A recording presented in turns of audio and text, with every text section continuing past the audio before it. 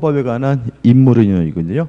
인문 이론 강의인데, 자, 물권법은 총 20회에서 8문제가 출제가 됩니다. 근데 양이 굉장히 많습니다. 그래서 실제로 우리가 기본 이론 강의나 또 아니면 심화 이론 가더라도 물권법에 대해서는 필요한 것만 골라서 보게 되는데, 다만 다행스러운 것은 양이 많은 대신 문제가 많이 8문제밖에 출제가 안 되기 때문에 어렵게 출제되진 않아요. 그래서 필요한 것만 공부하신다면 충분히 극복할 수가 있고요. 따라서 이 기초이론도 대단히 중요한 거죠. 그래서 밑으로 베이스로 깔고 간다. 기초로서 깔고 간다 생각하시면 되고, 자, 교재는 몇 페이지를 펴시면 되냐면 354페이지입니다. 물권법 총론이 들어서 우리가 기초 강의는 입문 과정은 이 물권법 총론에 대해서 정리를 해볼 겁니다. 자, 354페이지 보시면 뭐가 나오냐면 물권의 의의가 나와요. 자, 기본 강의니까 개념이 중요하겠죠. 일단 물권이 뭐냐 쉽게 정리하는 겁니다. 물건에 대한 권리가 물권이다. 항상 물권이 나오면 우리가 비교해야 될 것이 뭐냐면 채권이거든요. 채권이 뭐냐? 채권은 특정인, 특정한 사람에게 일정한 행위를 요구할 수 있는 권리가 우리가 채권이라고 한다. 이렇게 되는 거죠. 좀 개념이 긴데, 그럼 이런 얘기입니다. 자, 예를 들어서 갑이라는 사람이 A라는 건물에 대해서 뭐가 있냐면 소유권이 있어요. 그러면 요 소유권이란 권리는 A라는 건물, 물건에 대한 권리니까 소유권은 뭐가 되죠? 물권이 되는 거고요. 을이 갑에게 1억 원을 빌려줬어요. 그럼 을은 갑에게 1억 원을 달라고 요구할 수 있는 권리가 있겠죠. 다시 말하면 을은 갑이라는 특정한 사람에게 돈을 갚으라고 뭐 할 수 있어요? 요구할 수가 있으니까 을은 갑에 대해서 뭘 갖게 되는 거죠? 채권을 갖게 되는 거죠. 그래서 물권은 물건에 대한 권리다 그래서 이걸 줄여서 대물권, 물건에 대한 권리다 이런 말을 쓰고, 이에 반해서 채권은 특정인 사람에 대한 권리이기 때문에 대인권 이런 말을 쓰거든요. 여기서 우리가 뭘 할 수 있냐면 물권은 물건에 대한 권리이기 때문에 강한 양도성을 띈다. 일반적으로 자유롭게 양도할 수가 있는 거죠. 이에 반해서 채권은 사람에 대한 권리이기 때문에 상대적으로 약한 양도성을 띈다. 왜 그런지 이해되시나요? 자, 우리가 양도한다는 것은 결국은 사람이 바뀌는 거죠. 주체가 바뀌는 거죠. 아파트를 팔면 아파트가 바뀌는 게 아니라 아파트 주인이 바뀌는 거잖아요. 근데 물권은 물건에 대한 권리이기 때문에 사람의 개성이 중요하지 않아요. 따라서 강한 양도성을 띠게 되는 거고요. 채권은 사람에 대한 권리이기 때문에 사람의 개성이 대단히 중요하고요. 따라서 함부로 양도할 수 없다. 약한 양도성을 띠는 거죠. 그래서 우리가 앞으로 배울 전세권은 대표적인 물권이에요. 그래서 원칙적으로 자유롭게 양도, 임대, 담보 설정할 수가 있고요. 임차권은 물권이 아니라 채권입니다. 따라서 임차권이 채권이라는 말은 물건에 대한 권리가 아니라 사람에 대한 권리니까 임대인의 동의나 승낙이 있어야 양도하거나 전대할 수 있다. 이런 특징이 나오는 거죠. 교재 보시면 이번 물권의 본질에 가지고 지배권이란 말이 나오죠. 지배권, 좀 더 정확히 말하면 직접 지배권이라고 해요. 이에 반해서 채권은 지배권이 아니다. 이런 말도 쓰고, 또 물권과 구별하기 위해서 간접 지배권이다. 이런 말을 쓰거든요. 이게 무슨 말이냐면 이런 겁니다. 자, 갑이라는 사람이 소유권이라는 물건을 가지고 있어요.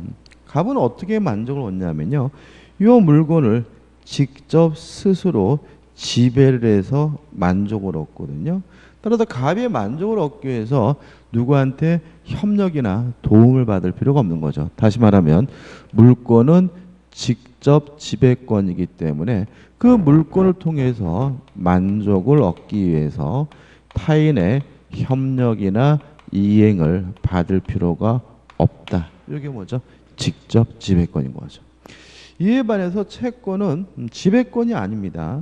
자, 보시면 을이 갑에게 1억을 빌려줘서 1억을 달라고 요구할 수 있는 채권이 있다 그래서 을에게 당장 만족이 생기는 건 아니거든요. 채권 자체가. 갑이 을에게 돈을 갚아야 이행을 해야 비로소 을에게 뭐가 생깁니까? 만족이 생기는 거죠. 다시 말하면 채권은 지배권이 아니라는 말은 채권 자체가 만족을 주는 것이 아니라 타인의 협력이 있어야 타인의 이행이 있어야 비로소 만족을 얻는다. 그래서 지배권이 아니라 간접 지배권이라고 하는 거죠. 그래서 우리 교재 보시면 1. 직접적 지배. 그래서 우리가 뒤에서 자세히 배울 때는 지상권, 지역권, 지상권, 지역권, 전세권은 물권이다. 따라서 스스로 직접 지배해서 만족을 얻어야 되므로 비용을 지출했더라도 소유자에게 비용을 달라고 청구할 수가 없다. 이런 논리가 생기고요. 이에 반해서 임차권은 물권이 아니라 채권이라는 말은 임차권 자체가 만족을 주는 것이 아니라 임대인이 사용 수익하게 해줘야 이행을 해야 협력을 해야 비로소 만족을 얻는 거니까 고장난 것이 있다면 임대인이 고쳐줘야 되므로 임차인은 비용을 임대인에게 청구할 수 있다. 이런 논리가 발생하게 되는 거죠. 그 다음 우측에 보시면 2번 배타적 지배죠. 자, 물권은 배타적 지배 배타성을 띱니다. 이에 반해서 채권은 배타성이 없다. 비배타성을 떼요. 자, 무슨 얘기냐면 이런 얘기죠. 갑이라는 사람이 이미 요 A라는 건물에 대해서 이미 소유권이 있는 상태라면 다른 사람은 중복해서 요 건물에 대해서 똑같은 소유권을 가질 수는 없는 거죠. 이런 걸 우리가 배타성이라고 하고요. 이런 배타성의 결과 하나의 건물에는 한 개의 소유권만 존재하겠다고요. 이거 우리가 뭐라냐면 일물 일권주의라고 하는 거죠. 다시 말씀드리면 물권은 배타성이 있는 권리이므로 똑같은 물건에 똑같은 내용의 물건이 중복해도 존재할 수가 없다. 따라서 하나의 물건에는 하나의 물건만 존재하게 되는데 이걸 일물일권주의라고 한다. 이에 반해서 채권은 배타성이 없어요. 그 말은 똑같은 내용의 채권이 중복해도 존재할 수 있다는 거죠. 자, 지금 을이 갑에게 1억을 빌려줘서 1억을 달라고 요구할 수 있는 채권이 있는 상태라도 병이 갑에게 또다시 1억 원을 빌려줬다면 똑같은 내용의 채권을 갑에 대해서 중복해서 가질 수가 있는 거죠. 따라서 채권은 뭐가 없는 거죠? 배타성이 없다. 이렇게 되는 거죠. 그 다음 우측 하단에 보시면 이제 뭐가 나오냐면 이 355번 하단이죠. 절대권이죠. 자, 물권은 절대권이고요. 채권은 상대권입니다. 자, 절대라는 말이 무슨 뜻이죠? 모든 사람이죠. 그래서 물권이 절대권이라는 말은 물권은 모든 사람에게 주장할 수 있는 권리다. 이렇게 되는 거고, 채권이 상대권이라는 말은 상대라는 말은 특정된 사람이란 뜻이니까 채권은 특정된 사람에게만 주장할 수 있는 권리다. 이런 얘기거든요. 굉장히 쉬운 논리인데 굉장히 중요합니다. 자, 한번 생각해 보죠. 자, 갑이라는 사람이 A라는 건물에 대해서 소유권, 물권이 있다면 갑은 자신의 소유권을 자신을 제외한 세상 모든 사람에게 뭐 할 수 있습니까? 주장할 수가 있잖아요. 그러니까 뭐 절대권인 거죠. 이에 반해서 을이 갑에게 1억 원을 빌려줬다면 갑에게만 돈 달라고 해야 되는 거죠. 엉뚱한 병한테 돈 달라고 하면 뒤지게 맞을 우려가 있습니다. 따라서 채권은 특정한 사람에게만 주장할 수 있다. 뭐가 되는 거죠? 상대권이 되는 거죠. 이게 굉장히 중요한 논점인데 따라서 물권은 모든 사람이 주장할 수 있는 절대권이기 때문에 물권은 대항력을 갖습니다. 채권은 특정된 사람에게만 주장할 수 있으니까 제3자에게 주장할 수 없다. 대항력을 갖지를 못합니다. 또 물권은 모든 사람에게 주장할 수 있는 절대권이기 때문에 물권을 행사할 때 바로바로 행사하고요. 굳이 대위 행사할 필요는 없습니다. 통할 필요는 없다는 얘기죠.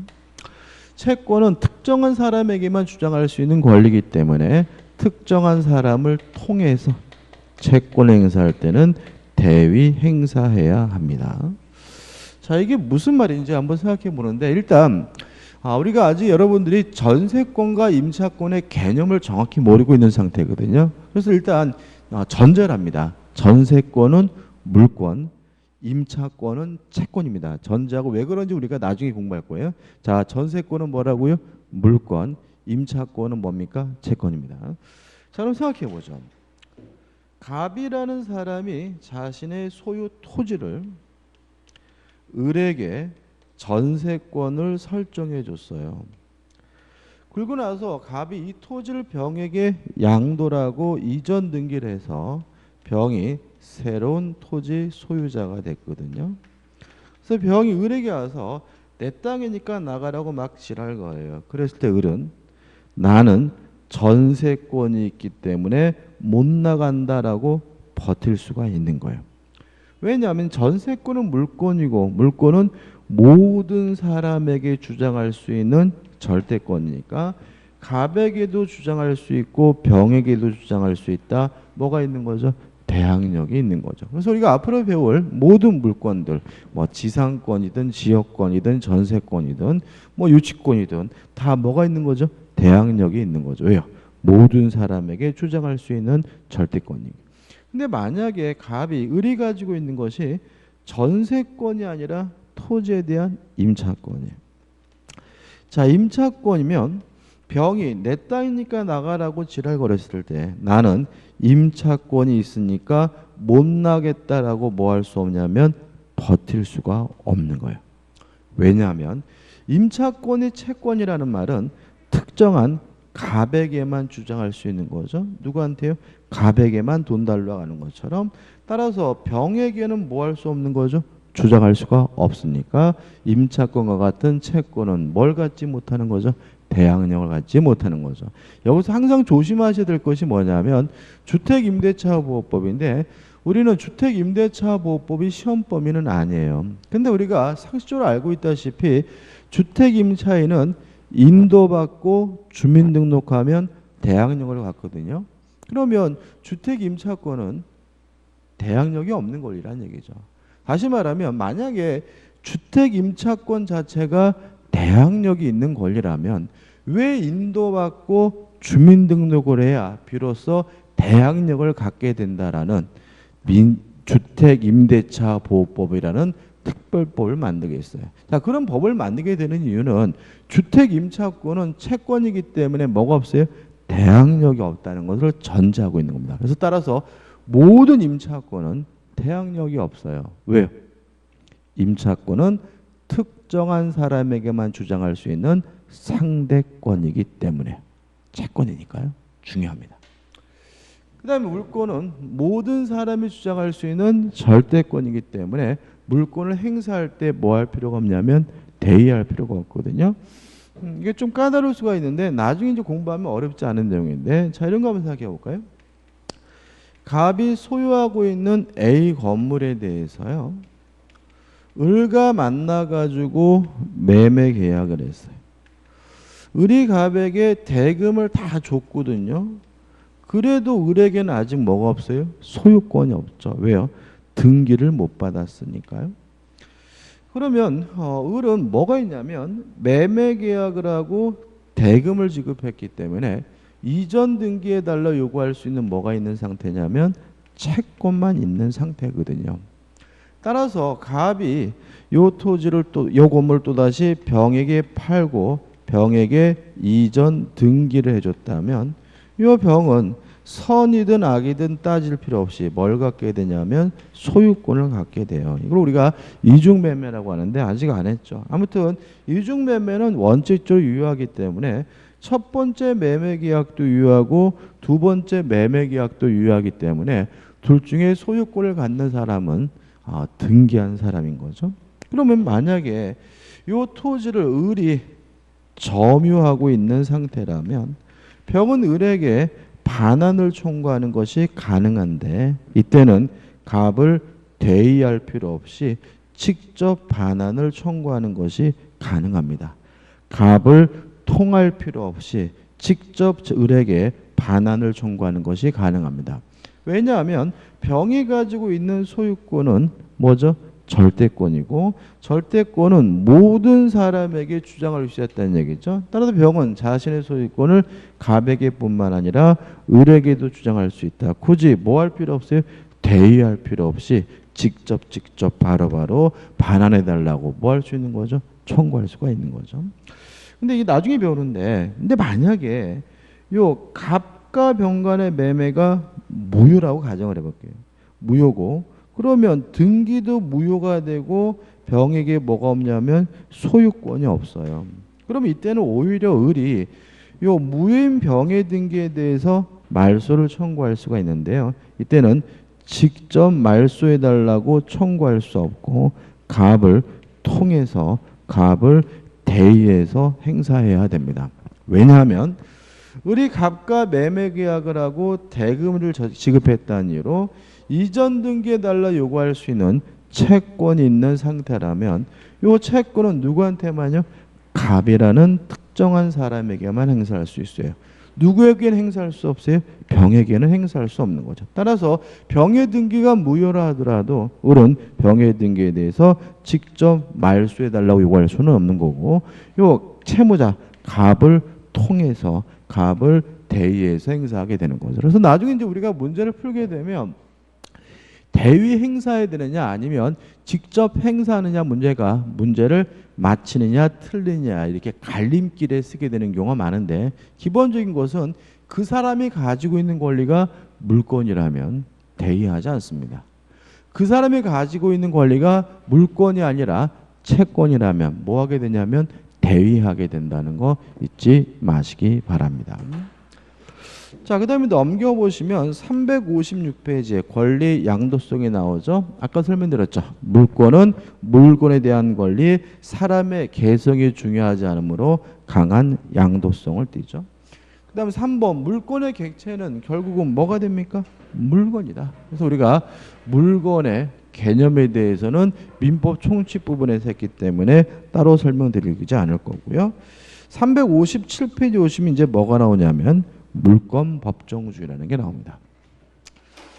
자, 요 물권을 지배하고 있는 이념이 뭐냐면 물권 법정주의입니다.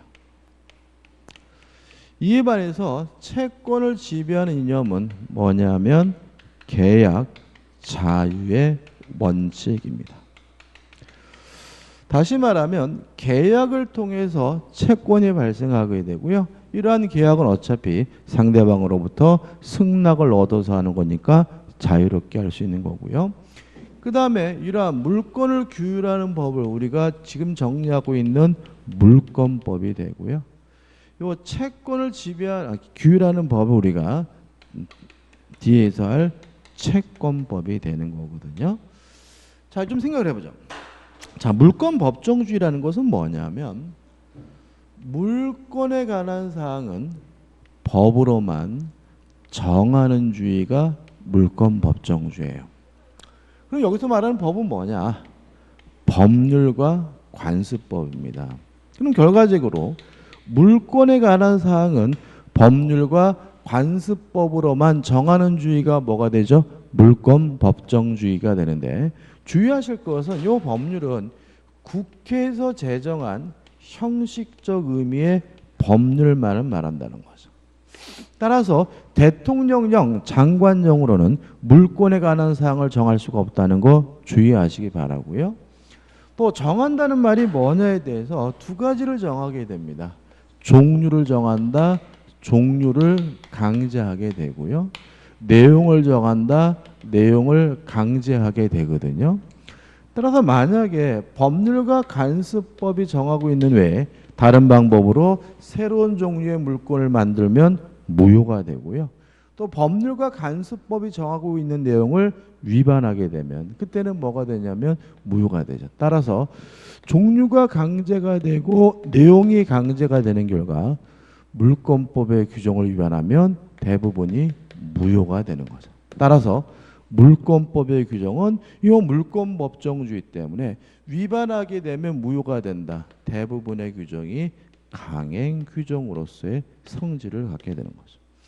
이에 반해서 계약 자유 원칙에 따라서 채권법은 대부분의 규정이 뭐냐면 임의 규정이에요. 자, 왜 그러냐면 만약에 채권법의 내용이 강행 규정이어서 위반할 수 없고 법과 다른 내용으로 계약을 할 수 없다면 그거는 뭐한 것이 아니죠? 자유로운 게 아니잖아요. 계약을 자유롭게 할 수 있다는 말은 결국은 법을 위반해도 상관이 없다는 것을 품고 있기 때문에 채권법의 내용은 대부분의 규정이 위반해도 상관이 없는 뭐가 되는 거죠? 임의 규정으로서의 성질을 띠게 되는 거죠. 여기까지 일단 정리하면 되는 거죠. 교재 내용 한번 읽어보시고 어려운 곳이 있더라도 신경 쓰지 않으셔도 돼요. 자, 이제 어디로 갈 거냐면 359페이지 오시면 물권의 종류가 있는 거죠.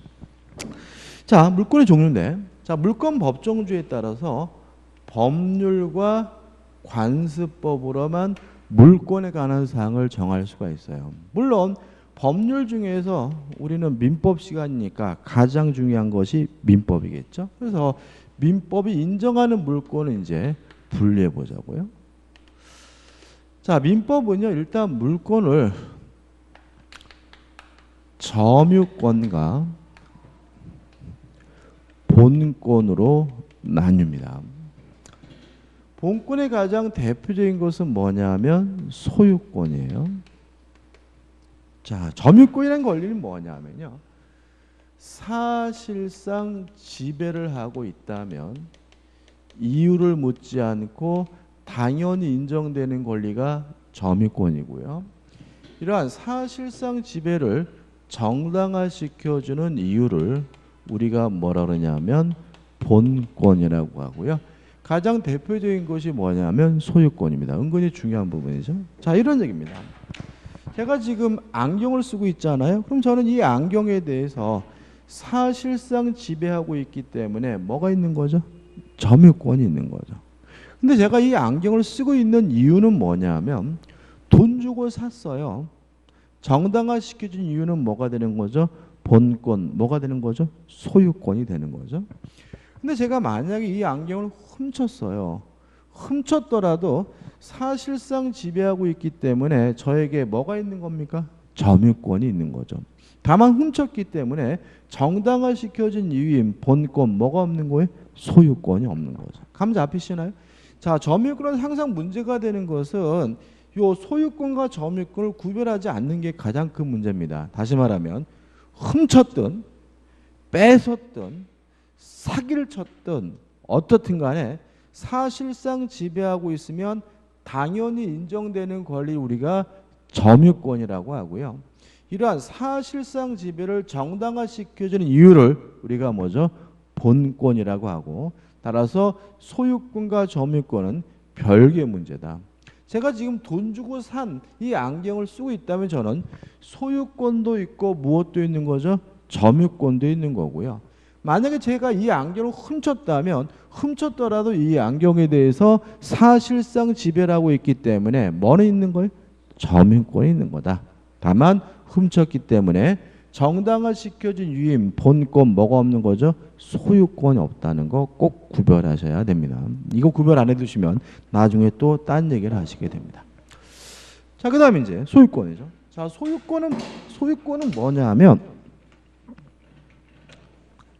소유권은 물건을 사용하고 수익하고 처분할 수 있는 물건이 소유권입니다. 따라서 소유권은 물건만을 객체로 해요. 물건이 아닌 것은 소유권의 객체가 될 수 없고요. 내용은 물건을 사용하고 수익하고 처분할 수 있는 권리인데, 문제는 소유권이 되려면 요 세 가지를 모두 다 할 수 있어야 돼요. 세 가지 중 몇 가지를 다 하지 못하고 제한적으로 몇 가지만 할 수 있는 물건을 우리가 뭐라 하냐면 제한 물건이라고 하고요. 특히 사용하고 수익 두 가지만 할 수 있는 물건을 우리가 용익 물건이라고 하고요. 처분만 할 수 있는 제한 물건을 우리가 담보 물건이라고 합니다.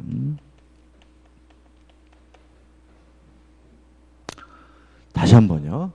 자, 소유권이란 권리는 물건을 사용하고 수익하고 처분할 수 있는 권리다. 요 세 가지를 모두 할 수 있어야 뭐가 되죠? 소유권이 되고요. 세 가지 중 일부만 하게 되면 그걸 우리가 제한 물건이라고 하는데 사용, 수익 두 가지만 할 수 있는 물건이 용익 물건, 처분만 할 수 있는 물건이 담보 물건이고요. 일단 용익 물건은 세 가지가 있습니다. 지상권, 지역권, 전세권이 있어요. 개념은 말로 말씀드리면 지상권이란 건물, 기타 공작물 및 수목을 소유하기 위해서 남의 땅을 쓸 수 있는 권리가 지상권이고요. 지역권은 내 토지의 편익을 위하여 남의 땅, 타인의 토지를 사용할 수 있는 권리가 지역권이고요. 전세권은 전세금을 지급하고 목적 부동산을 용도에 쫓아 사용하고 수익할 수 있는 권리가 뭐죠? 용익물권이죠. 이게 이렇게 말씀드리면 머리에 잘 안 들어오시나 봐요. 쉽게 말씀드리면 지상권, 지역권은 타인의 토지 사용권이에요. 근데 어떤 토지 사용권이냐면 지상권은 건물 등을 소유하기 위해서 남의 땅을 쓸 수 있는 권리가 지상권이고 지역권은 내 토지의 편익을 위하여 남의 땅을 쓸 수 있는 권리가 지역권이에요. 더 쉽게 말하면 건물을 위해서 쓰는 토지 사용권은 지상권, 땅, 토지를 위하여 남의 땅을 쓸 수 있는 권리는 뭐죠? 지역권. 이렇게 되는 거고요. 전세권은 전세금을 지급함으로써 목적 부동산이에요. 전세권은 토지에도 설정할 수 있고 건물에도 설정할 수 있어요. 목적 부동산을 용도에 쫓아 사용, 수익할 수 있는 용익물건이 전세권입니다. 그다음 담보물건도 세 가지입니다. 유치권, 그다음에 질권, 그다음에 저당권이죠. 일단 유치권은 어떤 겁니까? 물건에 관하여 생긴 채권을 담보하기 위해서 유치, 반환을 거부할 수 있는 담보물건이 유치권이고요.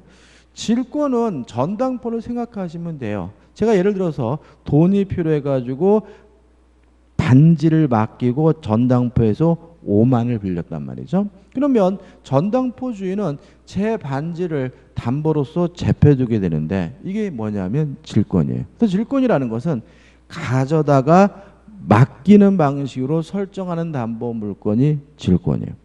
그다음 저당권은 설정 등기를 통해서 우선 변제 받을 수 있는 담보 물건이 뭐죠? 저당권인 거죠. 자, 정리해 볼까요? 유치권은 목적물에 관해 생긴 채권을 담보하기 위해서 반환을 거부할 수 있는 담보 물건이 유치권. 가져다가 맡기는 방식으로 설정하는 담보 물건이 질권. 설정 등기함으로써 우선 변제 받을 수 있는 담보 물건이 뭐죠? 저당권인 거죠. 그래서 우리 민법에는 총 몇 가지인 거죠? 하나, 둘, 셋, 넷, 다섯, 여섯, 일곱, 여덟. 8개의 물건이 규정되어 있고 이걸 이제 하나씩 공부하게 되면 결국은 저당권까지 공부하게 되면 물건이 뭐 하게 되는 거죠? 끝나게 되는 거죠. 그 다음에 우리가 생각해 봐야 될 것은 교재 넘겨보시면 360페이지에 뭐가 나오냐면 관습법상 물건이 나온단 말이죠. 요거죠.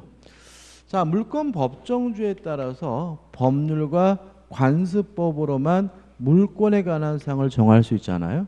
따라서 결국은 관습법상의 물권도 존재하게 되는 거죠. 일단 우리가 판례가 인정하는 것은 교재에 두 가지가 있는데 일반적으로 세 가지를 기억해 두시면 안전해요. 분묘, 기지권입니다. 이 관습법상 물권인데 쉽게 말씀드리면 분묘, 묘를 소유하기 위해서 남의 땅을 사용할 수 있는 권리가 분묘, 기지권이고요.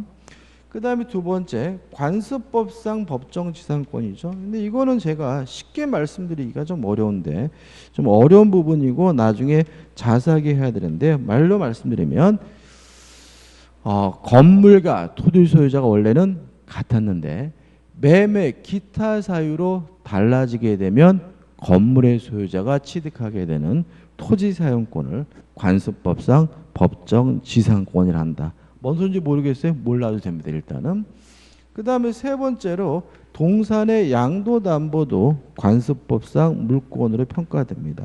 세 가지를 기억해 두시면 될 것 같아요. 이렇게 세 가지에서. 그래서 우리가 물권법에서 결국은 요 8가지 민법상의 물권하고 관습법상의 물권 해가지고 동산의 양도담보는 거의 안 하고요. 요 두 가지까지만 정리하면 물권법이 끝나게 되는 거죠.